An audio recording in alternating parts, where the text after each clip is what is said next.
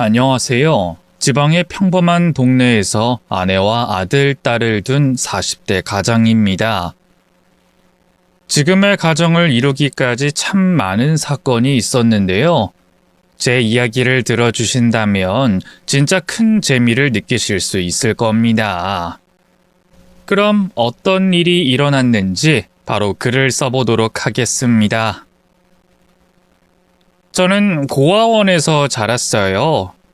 원장님 말로는 2돌 조금 지나서 고아원에 맡겨졌다고 합니다. 거기서 19살 때까지 자랐는데 고아원 생활이 좋기도 했고 힘들기도 했어요. 19살에 독립할 시기가 되자 무엇을 할지 계획한 것은 아무것도 없었습니다. 공부는 관심조차 없었고 하고 싶은 일도 딱히 없어서 무슨 일이든 주어만 진다면 최선을 다해볼 생각이었죠. 처음 고시원에 방을 얻고 일자리를 구하러 돌아다녔는데 시장 정육점에 사람 구함이라는 글씨가 유리문에 붙어 있더라고요. 저는 아무 생각 없이 정육점에 들어가 사람 구하냐고 물었고 제가 해보겠다고 당당하게 말했습니다.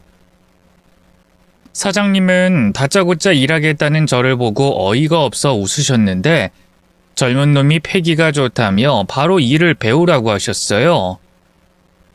그래서 일주일 동안 사장님 옆에서 고깃값을 받고 거슬러 주거나 고기를 봉투에 담아드리는 역할을 했습니다.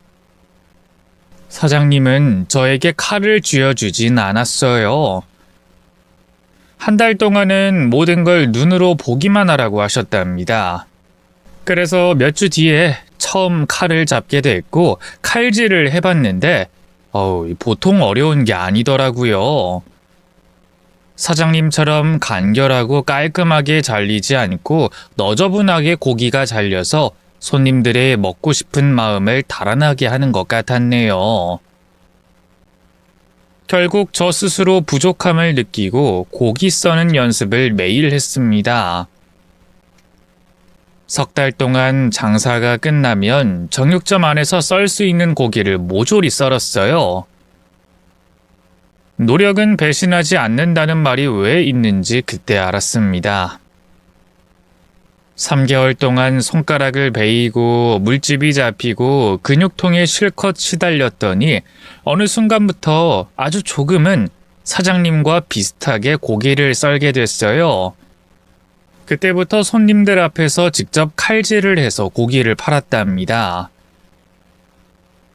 일이 손에 익자 나름 할만했고 재미도 있었어요. 급하게 구한 일자리였는데 제 평생의 업으로 여기고 살아가기로 결심했습니다. 그렇게 10년을 사장님 밑에서 장사를 하다가 돈이 모이고 새로운 변화를 하고 싶어 저만의 정육점을 내보기로 했답니다. 시장 내에 자리를 받는 건 쉽지도 않았고 자리도 없어서 다른 동네에 있는 허름한 상가 1층에 정육점을 차렸답니다. 주변에 저층 아파트와 빌라가 밀집되어 있어 단골 장사만 해도 괜찮을 것 같더라고요. 저는 돈을 많이 버는 것이 꿈도 아니었고 혼자 먹고 살 만큼만 벌고 물 흐르듯이 사는 것을 원했기 때문에 처음 낸 가게에서 꿋꿋하게 오래오래 장사하기로 마음먹었습니다. 다행히 동네에 가까운 정육점이 없어 아파트와 빌라 주민들이 많이들 찾아주셨어요. 고기 가격을 시장과 동일하게 받았으니 금세 단골 손님이 여럿 생겼답니다. 그 자리에서 5년을 더 일하며 돈을 모으긴 했는데 다른 곳으로 옮길 생각이 없었어요. 부동산 사장님도 권리금 높게 받고 팔아야 할 때라고 대놓고 알려주셨지만 그걸 거부하며 계속 장사하기로 했답니다. 한편 저는 외로움을 거의 타지 않아서 친구 하나 없이 조용히 잘 살았습니다. 정육점에서 일을 하고 집으로 가기 전 30분 정도 복싱 체육관에서 운동하고 들어갔죠. 그리고 텔레비전을 늦게까지 보다가 잠이 들었죠. 단골 손님들은 결혼 안 하냐, 사귀는 여자가 없냐는 말을 자주 물으셨는데 저는 평생 혼자 살 거라고 대답했습니다. 여자친구를 한두 번 사귀어봤는데 안 좋게 끝났어요. 이후 상처받는 게 두려워서 아예 다시 사랑하지 않기로 했죠. 제가 태어난 지 2년 만에 버림당했고 그 아픔은 평생 가지고 가서 그런지 새로운 사람을 만나는 게 싫고 무서웠습니다. 그래서 일할 때만 손님들과 대화하는 것 말고는 입을 뗄 일이 없었죠. 그러던 어느 날 작은 일이 하나 생겼습니다. 정육점에서 꼬마가 들어왔는데 꼭 며칠 굶은 얼굴 같았고 씻은 지 몇 주가 지난 것처럼 지저분해 보였어요. 아저씨 고기 있어요? 아이 그럼 여기 진열된 것들을 봐라. 그리고 뒤에 냉동고에도 고기가 가득하지. 심부름 왔니? 뭐로 줄까? 심부름은 아니고요. 여기 제가 가진 돈 1,000원이요. 돼지고기 1,000원어치만 주세요. 1,000원? 그렇게는 팔진 않는데. 예, 꼬마야. 너 어디 사니? 부모님은 집에 계시니? 고기 주세요. 다른 건 묻지 말고요. 우리 엄마가 아무한테나 부모님 이야기하지 말랬어요. 아유, 그렇구나. 근데 너 어디 아프니? 아저씨가 보기엔 많이 아파 보이는구나. 아저씨, 저랑 엄마가 며칠 동안 아무것도 못 먹었어요. 돼지고기 1,000원어치만 주세요. 다른 것 묻지 말고요. 꼬마 남자의 얼굴을 보니 많이 우울해 보였습니다. 가정에 분명 문제가 있는 것 같았죠. 제가 해줄 수 있는 건 고기를 주는 것뿐이니 삼겹살 2근을 썰어줬습니다. 자, 여기 1,000원어치다. 1,000원에 이렇게 많이 줘요? 꼬마야, 네가 오늘 100번째 손님이어서 특별히 주는 거다. 집에 가서 엄마랑 구워 먹으렴. 어서 가봐. 고맙습니다, 아저씨. 잘 먹을게요. 그 꼬마의 얼굴을 보고 어릴 적 제가 기억나기도 했어요. 고아원에서 형들이 간식을 못 먹게 했던 게 떠오르기도 했고 괴롭힘 당하던 시절이 생각났습니다. 꼬마는 그날 이후로 정육점에 찾아오지도 않았고 동네 거리에서도 볼 수 없었어요. 괜히 걱정이 되고 마음이 쓰여서 꼬마들이 지나가면 얼굴을 유심히 봤답니다. 그런데 며칠 뒤 걱정하던 꼬마가 늦은 밤에 찾아왔어요.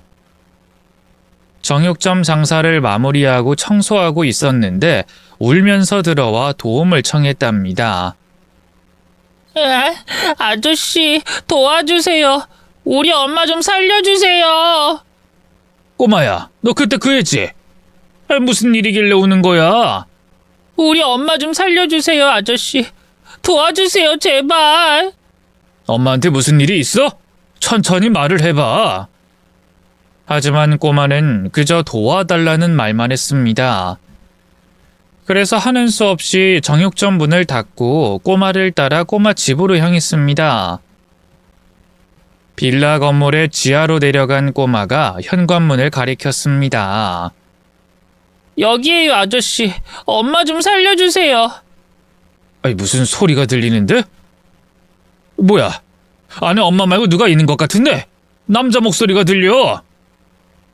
안에서는 남자의 욕설과 딱이 날리는 소리가 겹쳐서 들렸습니다. 저는 당장 현관문을 열고 안으로 들어갔어요. 원룸인 반지하 방에서 한 남자가 꼬마의 엄마를 두들겨 패고 있었습니다. 저는 그 남자의 팔을 꺾으며 말렸어요. 이봐요, 지금 뭐 하시는 겁니까? 왜 사람을 때리고 그러세요? 넌 뭐야? 남의 집에 왜 들어와서 간섭이야? 너 혹시 내 마누라랑 바람난 놈이냐? 그런 거야? 난 저기 있는 꼬마가 도와달라고 해서 온 정육점 사장입니다. 이봐요 아저씨. 보아하니 꼬마의 아빠 같은데 애 앞에서 이런 짓 벌여도 되는 겁니까? 그만하세요. 이건 너도 돼지기 싫으면. 꼬마의 아빠는 시뻘건 눈으로 저를 째려보더니 다시 꼬마의 엄마를 때리려고 손을 높이 들더군요. 저는 그 남자의 손목을 잡아채고 팔을 꺾었습니다. 아이, 뭐야, 이거 안 나? 어쭈, 너 진짜 내 마누라랑 뭐가 있구나? 그런 거 아니라니까요. 난 싸움을 말리러 온 것뿐입니다. 닥쳐, 이 새끼야. 이거 놓지 않으면 네 놈도 피떡이 되도록 맞을 줄 알아. 이거 너. 하나, 둘.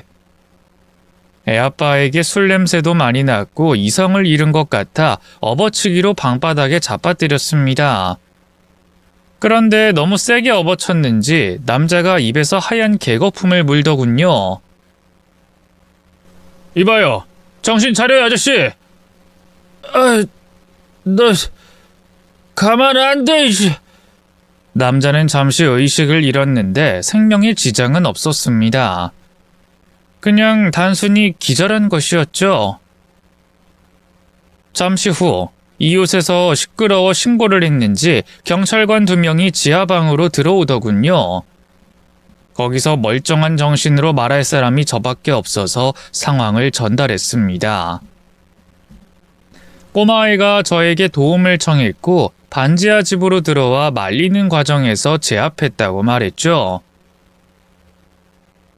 경찰들은 제 말을 집중하길래 공감해주는 줄 알았는데 뜻밖의 말을 하더군요. 정육점 아저씨, 그럼 무단 침입했다는 거네요. 꼬마애가 현관문을 가리켰는데 스스로 열고 들어왔다고요? 이거 피해자분이 신고하면 일이 커집니다. 무단 침입에 사람을 이 지경으로 만들었으니 큰일이네요. 아니요, 제가 혼자 여기 온 게 아니라니까요.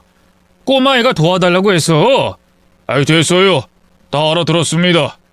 그럼 경찰에 신고하셔야지 왜 직접 나서서 이 사달을 만듭니까? 잠시 기다려보세요. 쓰러진 남자분을 병원에 이송해야겠으니 구급차 부르겠어요. 경찰관님, 꼬마의 엄마도 다쳤어요. 남편이라는 사람이 손찌검을 했다고요. 그것도 우리가 알아서 할 테니 나서지 좀 마세요. 거기 가만히 서 계세요. 거기서 애엄마가 제가 도와주려고 했다는 걸 진술해주면 좋았을 텐데 아무 말도 하지 않고 사시나무처럼 덜덜 떨고 있었어요. 그러다 구급차가 왔고 남자를 실어갔죠. 저는 연락처와 집 주소를 남기고 돌아갔고요. 그런데 이튿날 경찰들이 집으로 왔더군요. 아저씨, 어제 업어치기 한 피해자가 전치 6주가 나왔대요. 갈비뼈에 실금이 갔답니다. 네? 그렇게 심하게 다쳤답니까? 전 그냥 제압하려고 한 것뿐이에요. 꼬마의 엄마를 때리는 걸 막으려다가 발생한 일이라고요. 같이 서해 가주셔야겠어요. 피해자분이 고소를 하셨습니다. 고소요? 이봐요 경찰관님. 사람을 돕다가 그런 일이 생겼는데 저를 잡아가는 게 말이 됩니까? 그놈은 마누라를 패는 악독한 놈이었다고요. 그건 별개의 사건이에요. 꼬마의 엄마는 남편의 처벌을 원하지 않는다고 했습니다. 그냥 부부싸움 좀 한 걸 가지고 무슨 고소를 하냐고 하던데요. 아무튼 지금 피해자가 병원에 있는데 조사받고 가서 빌어봐요. 안 그럼 아저씨 징역 갈지도 모릅니다. 경찰관은 원만하게 합의하도록 도와주겠다며 저를 경찰서에 먼저 데려가 전날 밤 있었던 일을 다 말하게 했고 남자가 입원한 병원에 같이 가자고 하더군요. 1시간 뒤에 대학병원에 입원한 꼬마애와 부모가 같이 있는 걸 봤습니다. 애아빠는 누워서 시름시름 앓으며 말했습니다. 어제 그 깡패놈이네? 경찰 아저씨들, 그놈 그냥 감옥에 넣어버려요. 난 합의할 생각 없습니다. 피해자분, 그러지 말고 이웃끼리 좋게 해결합시다. 전치 6주니까 합의금으로 500만 원 정도의 선에서 끝내시죠. 500만 원이요? 이봐요. 내가 한 달에 얼마나 버는 줄 아세요? 일을 못하게 됐는데 겨우 500만 원이 말이 됩니까? 난 1000만 원 받아야겠습니다. 그 이하는 절대 안 됩니다.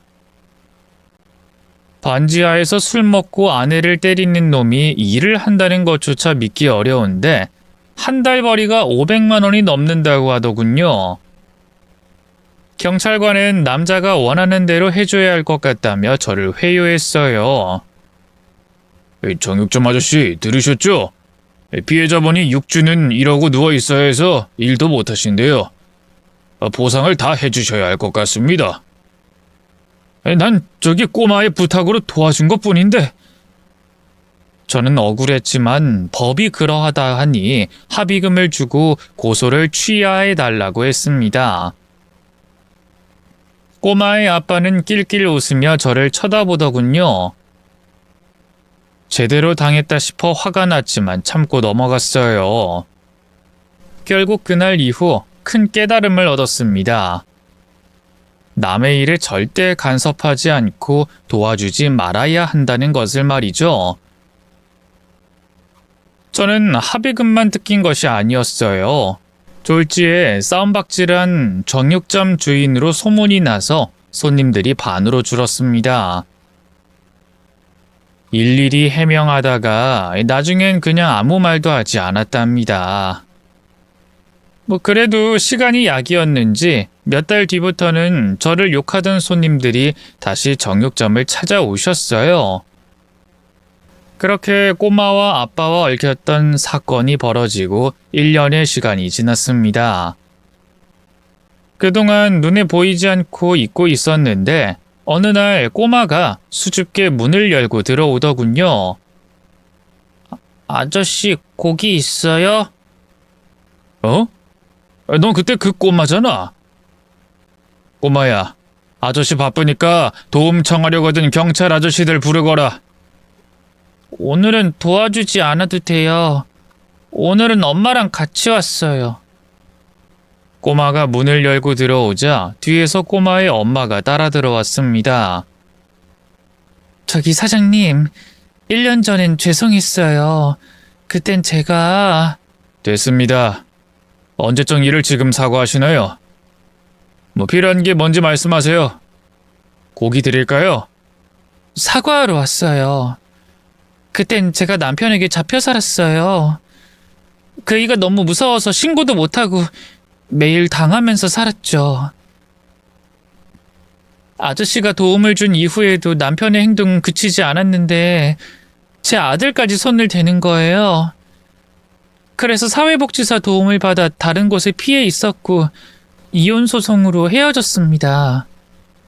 아, 그러시군요. 아무튼 그 나쁜 놈에게서 벗어났으니 축하합니다. 고맙습니다. 저 실례가 안 된다면 제가 식사를 대접하고 싶은데 괜찮으실까요?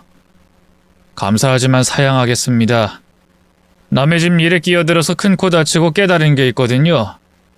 아무도 믿지 말고 사는 것이 제 좌우명입니다. 아주머니가 나쁜 사람은 아니지만 괜히 다시 엮이고 싶진 않네요. 손님으로 오시는 건 얼마든지 환영입니다. 아, 그때 일 때문에 속이 많이 상하셨군요. 다시 한번 사과드립니다. 그땐 정말 죄송했어요. 저는 손을 내저으며 그만 나가라고 했습니다. 그런데 꼬마애가 순수한 눈으로 저를 올려다보며 검지손가락을 들더군요. 아저씨, 딱 한 번만요. 우리랑 같이 밥 먹어요. 우리 엄마 된장찌개 엄청 잘해요. 꼬마야, 아저씨는... 아저씨 한 번만요. 그래, 좋다. 한 번 밥 먹는 걸로 무슨 큰일이 나겠니? 좋아, 언제 갈까? 오늘 가요, 아저씨. 그리고 제 이름은 꼬마가 아니라 진영이에요. 그래, 진영아. 아저씨가 몇 시에 가면 될까? 집은 어디니? 그때 아저씨 오셨던 집에 그대로 살아요. 그리고 시간은 아저씨가 배고프면 오세요. 엄마, 아무 때나 아저씨가 와도 되지. 그럼 당연하지. 사장님, 편한 시간에 찾아주시면 고맙겠어요. 저흰 그만 가볼게요. 이따 8시쯤에 갈게요. 뭐 저녁에도 손님이 있으니까 조금 늦은 저녁을 먹도록 하죠. 결국 꼬마 진영이의 순수한 눈에 넘어가는 바람에 그날 밤 반지하 집으로 찾아가 밥을 먹게 됐습니다. 빈손으로 가기 뭐해서 정육점에서 삼겹살 2근을 썰어서 찾아갔죠. 진영이가 고기를 먹고 싶어 하는 것 같아 애엄마가 고기를 구워서 상에 올렸답니다. 빈손으로 오셔도 되는데 우리 진영이가 삼겹살이라면 사족을 못 쓰는데 어떻게 알고 삼겹살을 가져오셨어요? 진영이 처음 봤을 때 삼겹살 줬거든요. 1,000원어치 삼겹살이요?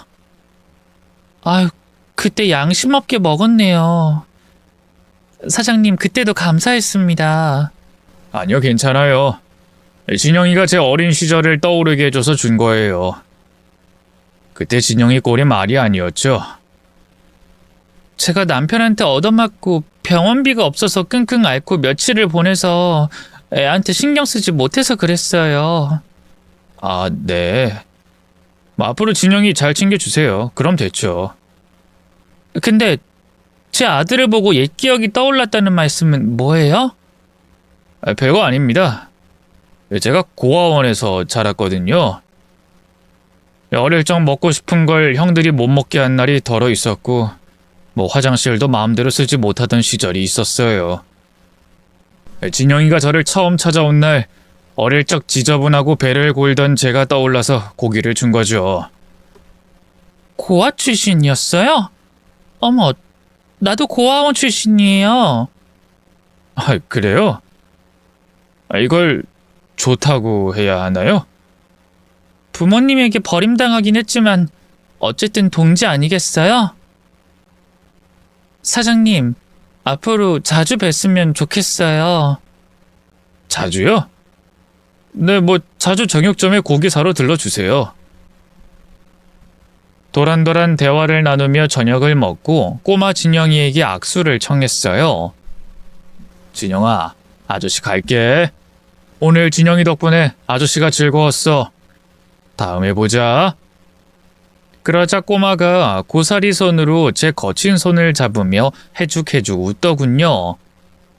아주 귀여웠답니다. 한 동네 사는 이웃이지만 진영이와 애엄마와 마주치는 날이 없었어요. 이상하게 자꾸 진영이가 보고 싶었고 애엄마도 보고 싶었습니다. 심장이 벌렁대고 난리도 아니었죠. 한 번 식사를 했을 뿐인데 이렇게 그리울 거라고는 상상도 못했습니다. 심지어 제가 원망하던 여자였는데 한 번 만나고 나니 미운 감정은 싹 사라졌답니다. 그러던 어느 날 점심시간에 배달시켜 먹은 짜장면 그릇을 밖에 내놓으려는데 큰 소리가 들렸어요. 이 싸움이 난 것 같아 시선을 돌려봤더니 저보다 나이가 좀 더 많은 남자가 꼬마 진영이를 혼내고 있었어요. 이 거지 같은 자식아! 네 놈이 뭔데 내 아들을 때려? 네 놈의 애비는 술주정쟁이의 양아치고 네 애미는 하는 일 없이 게으르게 사는 년이라 배우는 게 없지? 그렇게 심한 말을 하면서 진영이의 머리를 쥐어박더군요. 이 상황을 보니 애들끼리 싸웠는데 다른 애 아빠가 와서 진영이를 혼내고 있던 겁니다. 저는 그 장면을 보고 분노해서 성큼 다가가 그 남자의 손목을 잡았습니다. 뭐야, 이거 안 나? 당신 정육점 백정이지? 근데 왜 내 손목을 잡는 거야? 아저씨, 애한테 말도 함부로 하시고 때리면 됩니까? 아니, 백정놈의 새끼가 어디서 까불어? 야, 이 하찮은 놈아, 당장 꺼지지 못해? 말로 해서는 안 될 것 같아 그 남자의 멱살을 잡고 공중으로 들어 올렸어요. 그놈은 발버둥을 쳤지만 힘으로 안 된다는 걸 알고 바로 꼬랑지를 내리더군요. 숨 막혀요. 정육점 사장님, 이것 좀 놔주세요. 내려주면 진영이한테 사과하실 겁니까? 네, 사과할게요. 어서 내려줘요. 두 손을 풀어버리자 남자는 바닥에 쿵 떨어졌습니다. 그리곤 벌떡 일어나 바로 진영이에게 사과하더군요. 진영아, 아저씨가 미안하다. 나쁜 말하고 머리 쥐어박은 거 사과할게. 진심으로 미안하다. 남자는 자기 아들을 데리고 유유히 사라졌어요. 그리고 진영이를 돌아보는데 벌써 제 허리를 감고 안고 있더군요. 저는 아이의 머리를 쓰다듬어 줬습니다. 진영아, 아저씨가 잘한 거 맞아? 그리고 머리는 괜찮아? 아저씨가 가서 저 아저씨 머리 때려줄까? 아저씨, 제 아빠가 돼주면 안 돼요? 뭐? 아빠요. 난 술주정뱅이 깡패 아빠 말고 아저씨 같은 정의로운 사람의 아빠가 필요해요. 진영이가 아저씨를 멋지게 봐줬구나. 근데 아저씨는 멋지고 정의로운 사람이 아니야. 아니요. 제가 본 남자 중에 최고로 멋져요. 우리 아빠가 돼주면 말 잘 들을게요. 우리 엄마랑 결혼해주세요. 진영아, 목소리 좀 낮춰. 지나가는 사람들이 듣잖니.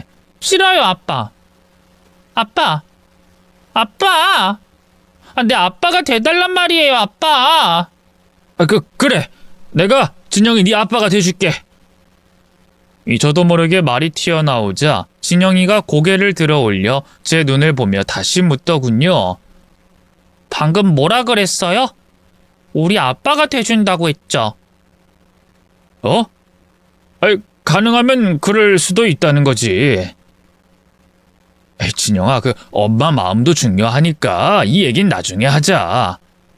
아니에요. 엄마도 아저씨가 좋댔어요. 매일매일 아저씨 이야기만 해요. 근데 돈이 없어서 정육점에 못 가는 거라고 했어요. 그랬어? 진영아, 고기 먹고 싶니? 아저씨가 고기 들고 진영이 집으로 갈까? 네, 좋아요. 엄마한테 말해둘게요. 이따가 꼭 오세요. 진영이는 그 말을 남기고 신나게 집으로 뛰어갔습니다. 저는 바로 후회하며 스스로 머리를 쥐어박았어요. 이성적 판단을 하지 못하고 감정에 휩쓸려 그렇게 된 거죠. 아무튼 그날 장사를 일찍 마치고 진영이의 집으로 찾아갔어요. 진영이 엄마는 곱게 차려입었고 화장도 하고 있더군요. 사장님 오셨어요? 진영이가 장난이 짓궂었죠? 아닙니다. 저도 두 사람과 같이 만나고 싶었어요. 여기 고기요. 오늘은 소고기로 가져왔습니다. 소고기요? 이게 얼마만에 소고기야? 정말 감사해요, 사장님. 근데 사장님, 저희 호칭이 좀 애매하죠? 제 이름은 김숙희예요. 편하게 이름 불러주시면 좋겠는데. 네, 숙희씨. 저는 박봉식이라고 합니다. 봉식씨요? 죄송해요. 이름이 너무 재밌어서. 고아원 원장님이 지어주셨는데 왜 그렇게 지으셨는지 모르겠어요. 어릴 때 엄청나게 놀림받았어요. 저도 고아원 원장님이 지어주신 이름인데 우리 통하는 게 많은 것 같아요. 네, 저도 그렇게 생각합니다. 저와 수키 씨가 대화를 나누자 진영이가 배시시 웃으며 저를 쳐다보더군요. 진영아, 아저씨 얼굴에 뭐가 묻었니? 멋짐이요. 멋짐이 묻었어요. 그리고 이제 우리 아빠가 돼준다 했으니 아빠라고 불러도 되죠? 그게... 제가 당황하자 수키 씨가 재빨리 대신 대답했어요. 진영아, 벌써부터 그러면 어떡해. 나중에 엄마랑 결혼하거든 그렇게 부르라니까. 그 말에 더 당황해서 얼굴이 홍당무가 돼버렸습니다. 저는 싫다고 말하기 싫었고 좋다고 말하고 싶긴 했는데 입 밖으로 나오지 않았답니다. 그저 허허 웃으며 식사를 했죠. 그날 밤부터 저와 수키 씨는 서로에게 끌리고 있는 걸 확신하게 됐어요. 이틀 뒤 연인 사이가 됐죠. 수키 씨는 이혼한 애 딸린 아줌마인데 자기를 받아줘서 고맙다고 수십 번 말했어요. 그런데 저는 친구도 가족도 없었기 때문에 아이가 있는 것은 축복이라 대답했고 수키 씨가 이혼한 여자여도 상관없다고 말했습니다. 3개월 동안 연애하다가 진영이가 하도 결혼하라고 보채는 바람에 저희 세 사람은 함께 웨딩 촬영으로 결혼식을 대신했습니다. 결혼식에 부를 사람도 없고 수키 씨가 돈이 아깝다고 해서 사진으로나마 부부의 시작을 증명했죠. 그리고 제가 사는 집으로 두 모자가 들어왔습니다. 저희는 정식으로 혼인신고도 했답니다. 새 식구가 새롭게 시작하게 되면서 아주 많은 것들이 바뀌었답니다. 일단 제가 그동안 느껴오지 못한 행복을 누리게 되어 눈물이 날 만큼 좋았어요. 아들 진영이가 아빠 하면서 따르고 애교를 피우는 걸 보면 온몸에 전율이 터져 나왔습니다. 그리고 아내와 매우 깊은 사랑에 빠져 헤어나오지 못했답니다. 이렇게 아름다운 여인이 제 아내라는 것이 정말로 자랑스러웠어요. 결혼한 지 얼마 지나지 않아 아들은 초등학교 2학년에 올라갔어요. 학부모를 초대하는 자리에 제가 아빠로서 참여하자 아내와 아들이 엄청 기뻐하더군요. 또 아내는 그동안 용기가 나지 않아 일을 하지 못했는데 저와 함께 정육점에서 일해보기로 했답니다. 그동안 지하방에서 거의 나오지 않고 지냈던 이유가 전 남편에게 하도 많이 맞아서 대인기피증과 공황장애가 와서 두려움 때문에 거의 집 밖을 나오지 못했다고 하더군요. 아무튼 저희 세 사람은 서로에게 큰 힘이 되어줬네요. 1년 동안 아내와 아들과 사랑하며 살아보니 이젠 더 바랄 게 없더라고요. 버림받고 상처받았던 과거와 꿈과 소망이 없던 박봉식은 더는 존재하지 않았습니다. 그저 행복한 박봉식만 존재하게 됐죠. 그런데 행복을 따라다니는 것이 절망이라고 했던가요? 정육점에서 아내와 일하고 있던 중 아내가 소스라치게 놀라며 주저앉더라고요.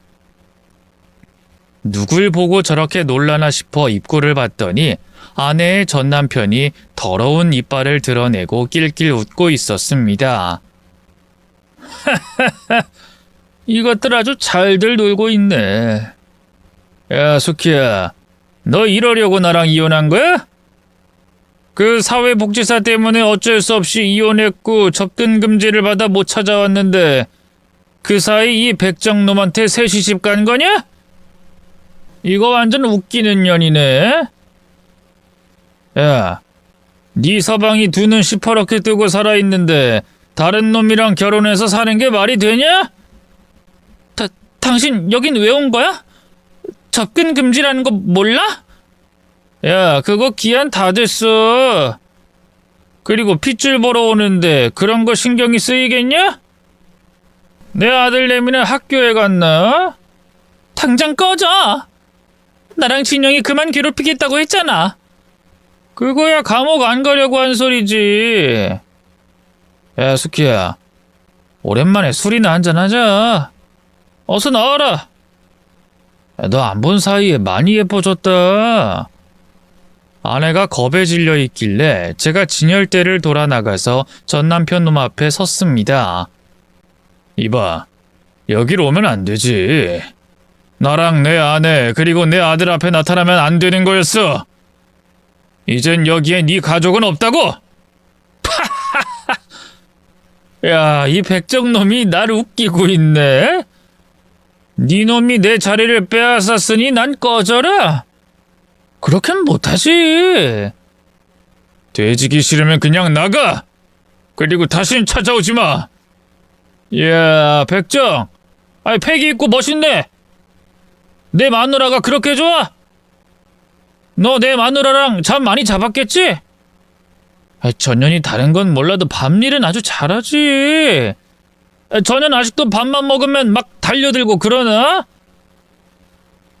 백정, 자네 전보다 살이 많이 빠진 것 같아 보이는데 다 밤일로 빠진 거지? 내 말이 맞지? 뭐야 이 개자식아! 지금 감히 내 아내를 모욕해? 저는 이성을 잃고 아내의 전남편 면상에 주먹을 던졌습니다. 그리고 바닥에 쓰러진 그놈의 몸을 사정없이 발로 차버렸죠.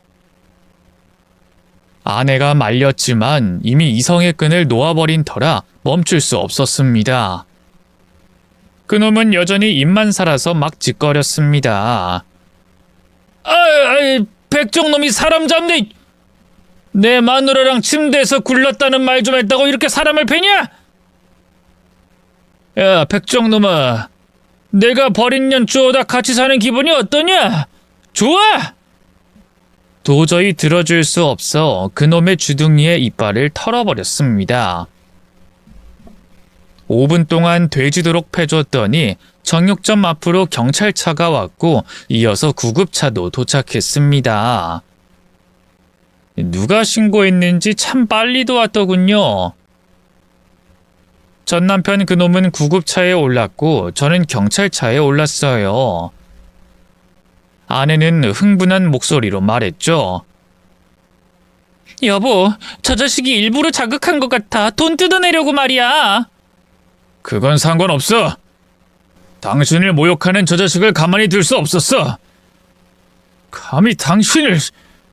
여보, 너무 걱정하지 마. 저놈 과거에 날 두들겨 팬 이력 있잖아. 나도 경찰서 따라가서 해볼 수 있는 건 다 해볼게. 아니야, 내가 알아서 할 테니까 당신은 진영이나 돌보고 있어. 그렇게 경찰서를 가게 됐고 조서를 길게 받았습니다. 병원에 있던 전 남편과 대화하고 온 형사가 말하더군요. 저기 아저씨, 합의금 1억은 주셔야 고소를 안 하겠답니다. 1억이요? 이봐요 형사님, 그 자식이 제 아내를 모욕했습니다. 입에 담지 못할 막말을 했다고요. 그렇다고 사람을 그 지경으로 만들면 됩니까? 이거 기소되면 아저씨 인생 끝장납니다. 합의금 물어주고 해결하는 것 말고 방법 없어요. 아이 진짜 돌아버리겠네. 저는 머리에 쥐가 나서 한참 동안 엎드려 있었습니다. 곧 이성을 찾았고 어떻게 해야 할지 그림이 그려졌어요. 1억을 내어주고 이 동네를 떠나기로 결심했습니다. 아내와 아들을 데리고 먼 곳으로 떠나 다시 시작하는 게 최선의 방법이었어요. 돈은 가게를 팔고 대출을 조금 받으면 되니 해결할 수 있었고 지금 사는 집을 팔아 조금 더 작은 집으로 이사하면 될 것 같았어요. 그래서 저는 형사에게 합의금을 주겠다고 일러줬습니다. 좋아요, 줄게요. 1억의 합의금 주겠습니다. 아이고, 큰 결정하셨네요. 그럼 시간 넉넉히 드릴 테니 은행 다녀오세요. 돈 입금하시고 같이 병원 가서 합의서 쓰시면 됩니다. 아시겠죠? 네, 그러죠. 그럼 나가봐도 되겠습니까? 내일이나 모레쯤에 전화해도 될까요? 아이, 그럼요. 1억이라는 거금을 바로 마련할 수는 없으니 충분한 시간 드려야죠. 천천히 볼일 보시고 저한테 연락 주세요. 결국 합의금을 주기로 하고 경찰서에서 벗어났습니다. 택시를 타고 정육점 앞에서 내렸는데 가게 앞에 아내와 아들이 있더군요. 두 사람은 걱정이 됐는지 입구에 서 있었습니다. 여보, 괜찮아? 어떻게 하기로 했어? 합의하기로 했어. 돈만 주면 해결될 거야. 돈? 그 자식이 얼마나 달래? 1억. 뭐? 이런 생양아치를 만나. 그거 완전 사기꾼이잖아. 별 수가 없어. 이빨이 한두 개 날아간 게 아니라 치료비만 수천만 원이야. 내가 한 짓이니 해결해야지. 여보, 합의금 마련하려면 이 정육점 팔아야 해. 그리고 집도 팔아야 하고. 우리 다른 지역으로 이사 가자. 당신이랑 진영이만 괜찮다면 그렇게 하면 좋겠는데. 나는 당신이랑 우리 아들만 있으면 어디든 상관없어. 그렇게 판단해줘서 고마워. 그럼 진영이는? 진영아, 우리 다른 동네로 이사 갈래? 당연하죠. 아빠랑 엄마만 있으면 어디든 갈 수 있어요. 고마워, 아들.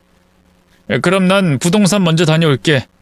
그리고 은행 가서 대출이 얼마까지 되는지 보고 올게. 또 다른 지역 집값 시세도 알아보고 올 테니까 당신이랑 진영이는 집에 가서 짐을 싸고 있어. 알겠어, 여보. 이 모든 일이 나 때문에 벌어진 것 같아서 미안해. 무슨 소리야. 그놈이 못된 놈이지. 당신은 아무런 잘못 없어. 이번 기회에 그놈이 다시 찾아오지 못하는 동네로 가자. 저는 아내와 아들에게 짐 정리와 짐을 싸는 걸 부탁하고 정육점을 나가려고 입구를 열었습니다. 그런데 누군가 운전을 험하게 하면서 정육점 앞에 세우더군요. 깜짝 놀라서 뒤로 한 걸음 물러났습니다. 벤츠 세단의 운전석에서 젊은 남자가 내려 뒷문을 열더니 한 노인이 내리더군요. 왜 제 가게 앞에 주차하는지 바로 물었습니다. 저기, 왜 여기다가 주차를 하셨죠? 고기 사러 오셨나요? 노인이 저를 빤히 보더니 허허 웃으시더군요. 하하하, 자네가 박봉식이겠구만. 누구시죠? 절 아십니까? 이제부터 알아갈 사람이지. 안에 있는 여자가 자네 아내인가? 그 옆엔 자네 의붓아들이고. 영감님, 도대체 누구신데 저희 식구들 얘기를 하시는 겁니까? 하하하, 듬직하니 힘 좀 쓰겠구만. 이보게, 난 자네와 싸우려고 온 거야. 저기 안에 있는 자네 아내한테 볼 일이 있어서 왔네만. 오늘 두 번째네. 한 놈 박살냈더니 또 다른 남자가 찾아왔네. 당신 뭐야? 미안하네만 말 조심하게. 자네 후회하게 될 거야. 후회? 나 지금 이판사판 공사판이야. 내 아내를 괴롭히려는 자들은 싸그리 족치고 말겠어. 아주 좋아. 스키가 남자 보는 눈이 있구만. 그럼 잠깐만 실례하겠네. 노인과 운전기사는 저를 밀어내더니 정육점 안으로 들어가더군요. 그리고 노인이 말했습니다. 김숙희가 자네 맞나? 누구세요? 절 아세요? 그럼 알지. 일단 이것부터 보여줘야겠구만. 자, 이거. 노인은 주머니에서 접혀있던 종이를 꺼내 펼쳤습니다. 유전자 검사지였어요. 아내와 제가 얼마 전 고아원 이야기를 하다가 친부모를 찾아보면 어떨까 하고 유전자 등록을 했었는데 아내의 유전자와 일치한 친부였어요. 아내는 너무 놀라서 바닥에 주저앉았습니다. 수키야, 내가 너를 찾는 데만 40년이 걸렸다. 네 나이 43이지? 네가 3살 때 집방 놀이터에서 놀다가 실종됐었다. 정말 제 아빠가 맞아요? 이걸 보면 알 수 있잖니. 내 유전자와 일치한 여자가 있다고 연락이 왔다. 그래서 힘 좀 써서 미리 이 검사지를 받아왔지. 내 두 눈으로 직접 확인하려고 말이다. 네 눈동자를 보니 숫기가 많네. 너 등에 상처는 그대로니? 놀이터에서 그네를 타다가 떨어져서 20바늘을 꿰맸었는데. 네, 맞아요. 등에 상처가 있어요. 그럼 확실하구나. 내 딸 수키야, 애비다. 제 장인어른이라는 사람이 두 팔을 벌렸지만 아내는 다가가지 않았어요. 처음부터 내가 너무 오버했나? 포옹은 다음에 하지. 저를 버린 게 아니었어요? 그렇대도. 난 널 찾으려고 흥신소를 차렸다. 사람 찾는 기술 배워서 기필코 내 딸을 찾으려고 했지. 그런데 전국 방방곡곡을 돌아도 널 찾지 못했어. 전 고아원에서 자랐어요. 이번에 알게 됐다. 너에 대해 모든 조사를 마쳤으니까. 내가 고아원을 다 찾아봤다고 생각했는데 아니었나 보더라. 이제야 찾게 돼서 미안하다. 지금 조금 당황스러워요. 어떤 말을 해야 할지 모르겠어요. 그냥 아무 말이나 해도 돼. 날 욕해도 되고 화풀이로 따귀를 날려도 된다. 난 애비 자격이 없으니까. 그렇다고 어떻게 아빠 얼굴에 손을 대요. 버린 게 아닌데. 어떻게 그런 짓을 하겠어요. 아무튼 이렇게 만나서 반가워요. 신기하고 어색하지만 차차 풀어가면 되겠죠? 그래, 고맙다 내 딸 수키야. 네 원래 이름은 이강희란다. 강희. 굳세게 빛나라는 뜻이지. 넌 여전히 빛나는 아이구나. 잘 커져서 고맙다. 그리고 많은 사과를 하고 싶어. 네가 어떻게 살아왔는지 다 알아봤는데 네 전남편이 특히 네 인생에 큰 상처였겠더라. 맞아요. 그 개자식 때문에 너무 힘들어요. 오늘은 내 남편을 자극해서. 다 안다. 경찰 쪽에도 내 사람이 있어서 다 전해 들었어. 그놈이 일부러 맞을 짓 해서 합의금 뜯어내려고 했던 거 말이다. 장인어른은 아내의 모든 걸 알고 있었습니다. 모두 다 알고 있다고 말씀하시더니 눈을 돌려 제 아들 진영이를 보더군요. 네가 내 손자 진영이구나. 내가 네 할아버지야. 안녕하세요. 녀석이 수줍어하긴. 귀여운 손자가 생겨서 좋구나. 너랑 나랑은 나중에 친해지도록 하자. 먼저 네 아빠랑 이야기 좀 할게. 아들과 짧게 인사를 나누고는 저에게 말을 걸었습니다. 이보게 박서방. 그렇게 불러도 되지? 네, 편하신 대로 부르시죠, 장인어른. 오호, 내가 살다 보니 장인어른 소리를 다 들어보네. 아주 듣기 좋구만. 저도 어색하지만 적응해 보도록 하겠습니다. 그래. 자네가 내 딸에게 먼저 유전자 등록을 하자고 했다면서? 네, 저희와 헤어진 부모님을 찾아보면 어떨까 하는 생각이 들어서요. 고맙네. 자네의 생각과 행동이 아니었다면 난 죽는 날까지 딸을 다시 만나지 못했을 거야. 고맙긴요. 제가 아니어도 다시 만나게 될 운명이었을 겁니다. 사람 참 말을 기분 좋게 하네. 그럼 본론으로 넘어가지. 자네 지금 숙희 전 남편 때문에 골머리가 썩는 중이지? 합의금을 1억 불렀다고? 그 양아치 놈이 제대로 돌았구만. 안 그래도 그 자식 때문에 집이랑 정육점 부동산에 내놓을 참이었어요. 그러지 않아도 되네. 네? 설마 대신 갚아주시려고요?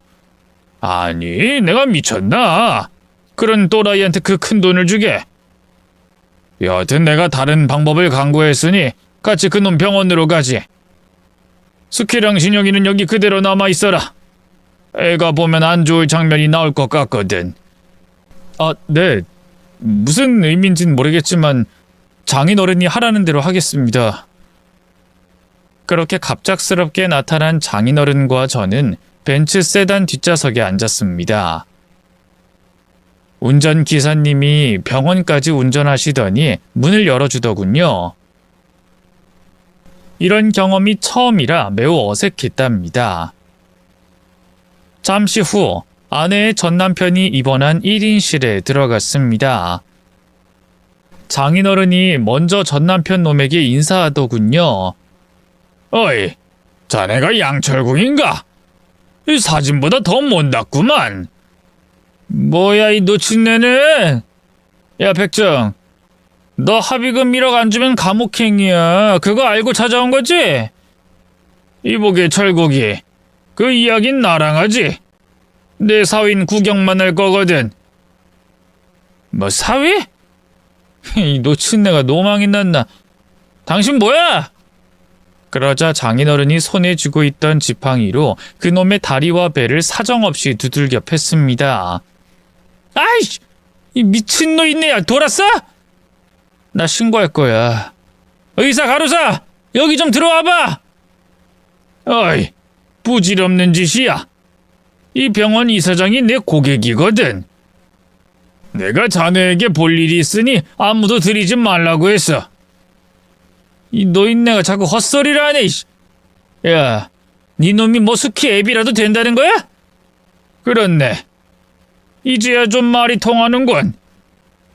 하, 천의 고아년한테 애비가 있었다? 거참 웃기는 짬뽕이네. 벌써 재밌으면 안 되는데. 지금부터 아주 재밌는 일이 벌어질 거야. 뭔 개소리야. 날 패준 것도 모자라 또 무슨 짓 하려고? 그 순간 장인어른이 운전기사를 불렀습니다. 김기사, 손님들 들여보내게. 병실 문이 열리며 문신한 남자들이 우르르 들어오더군요. 그중 나이가 좀 있는 남자가 양철국을 부르더군요.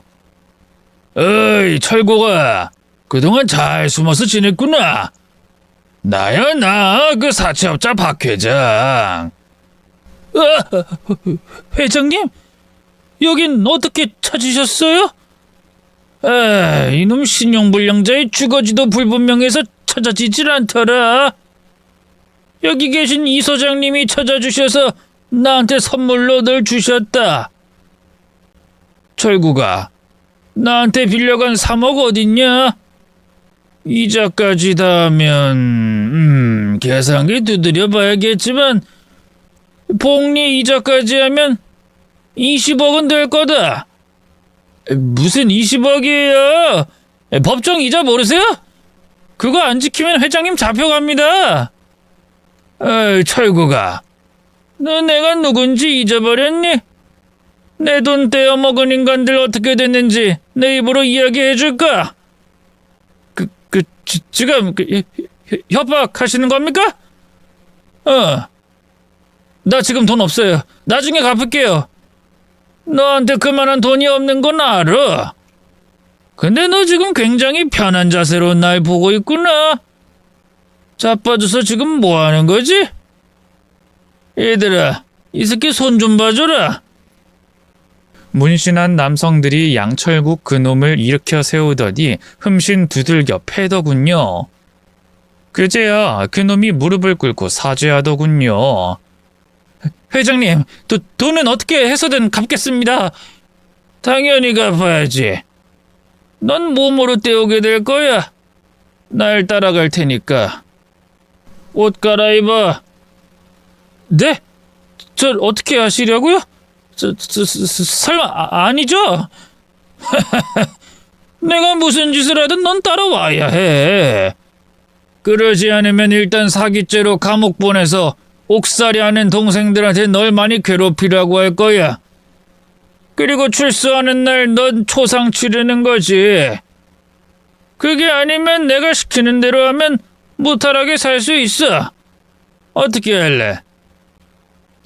회장님, 시키는 대로 하겠습니다. 절 해치지 않는 거죠? 에이, 그럼 내가 왜 내 돈 떼먹은 놈을 해치나? 일단 합의서에 사인부터 해.